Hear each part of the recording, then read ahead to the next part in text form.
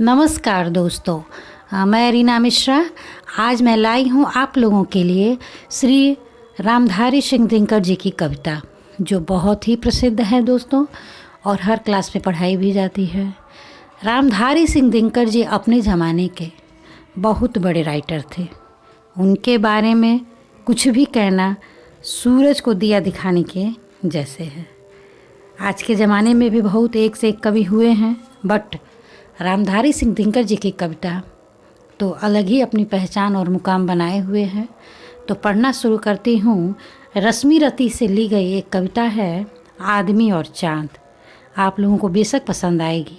पढ़ती हूँ मैं। रात यूं कहने लगा मुझसे गगन का चाँद, रात यूं कहने लगा मुझसे गगन का चाँद, आदमी भी क्या अनोखा जीव है, उलझने अपनी बनाकर आप ही फंसता, और फिर बेचैन हो जगता न सोता है। रात यूं कहने लगा मुझसे गगन का चाँद, आदमी भी क्या अनोखा जीव होता है, उलझने अपनी बनाकर आप ही फंसता, और फिर बेचैन हो जगता न सोता है। जानता है तू कि मैं कितना पुराना हूँ, मैं चुका हूँ देख मन को जन्मते मरते, और लाखों बार तुझसे पागलों को भी, और लाखों बार तुझसे पागलों को भी, चांदनी में बैठ सपनों पर सही करते।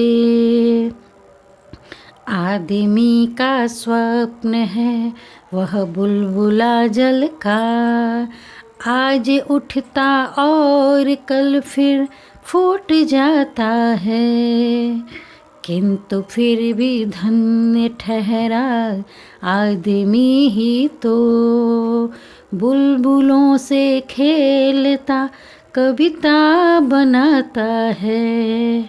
मैंने बोला किंतु मेरी रागिनी बोली, देख फिर से चांद मुझको जानता है तू, स्वप्न मेरे बुलबुले हैं है यही पानी, आग को भी क्या नहीं पहचानता है तू, मैं न वह जो स्वप्न पर केवल सही करते, आग में उसको गला लोहा बनाता हूँ, और उस पर नींव रखता हूँ नए घर की, इस तरह दीवार फौलादी उठाता हूँ, मनु नहीं मनु पुत्र है यह सामने जिसकी,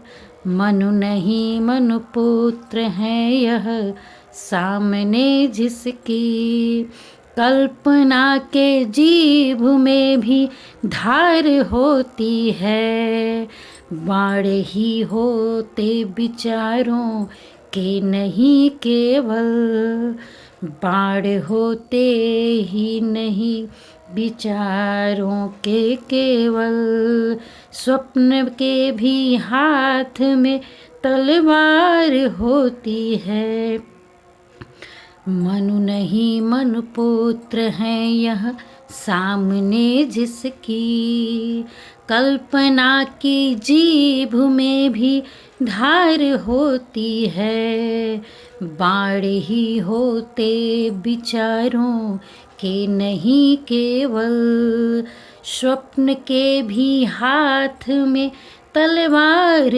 होती है, स्वर्ग के सम्राट को जा कर खबर कर दे, स्वर्ग के सम्राट को जा कर खबर कर दे, रोज ही आकाश चढ़ते जा रहे हैं वे।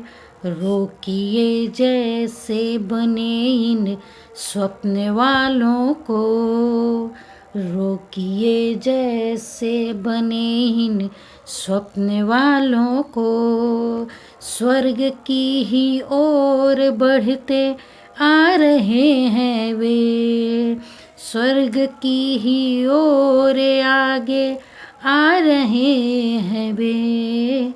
रात यूं कहने लगा मुझे से गगन का चांद, आदमी भी क्या अनोखा जीव है। उलझने अपनी बनाकर आप ही फंसता, और फिर बेचैन हो जगता न सोता है, और फिर बेचैन हो जगता न सोता है, और फिर बेचैन हो जगता न सोता है। धन्यवाद दोस्तों। ये श्री रामधारी सिंह जी की कविता बहुत लोकप्रिय है, बहुत ही ज़्यादा लोकप्रिय है। और मैं अगले एपिसोड में फिर उनकी एक नई कविता के साथ हाजिर होंगी। तब तक के लिए नमस्कार।